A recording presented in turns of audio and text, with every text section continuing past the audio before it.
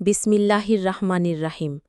প্রিয় মুসলিম ভাই ও বোনেরা, আজ আমরা এমন এক সময়ে দাঁড়িয়েছি যখন চারপাশের কোলাহল আর দুনিয়ার মোহ আমাদের অন্তরকে ক্রমশ কঠিন করে তুলছে।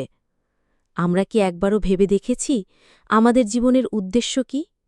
আমরা কিসের পেছনে ছুটছি অবিরত? এই ক্ষণস্থায়ী দুনিয়ার ভোগ বিলাস, পদপদবী আর সম্পদের পেছনে ছুটতে ছুটতে আমরা কি আমাদের আসল ঠিকানা আখিরাতের কথা ভুলে যাচ্ছি না? একদিন আমাদের সবাইকে ফিরে যেতে হবে সেই সত্তার কাছে যিনি আমাদের সৃষ্টি করেছেন।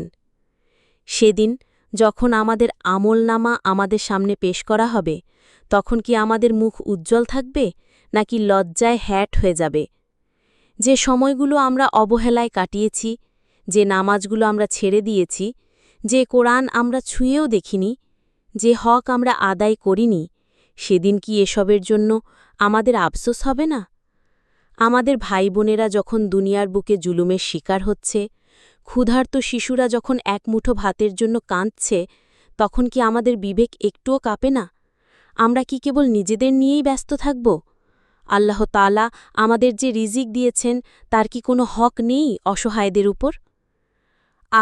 আমাদের অন্তর কত পাথর হয়ে গেছে, চোখের পানি শুকিয়ে গেছে, গুনাহ করতে আর ভয় হয় না, অথচ মৃত্যুর ফেরেশতা যে কোনো মুহূর্তে আমাদের দুয়ারে কড়া নাড়তে পারেন।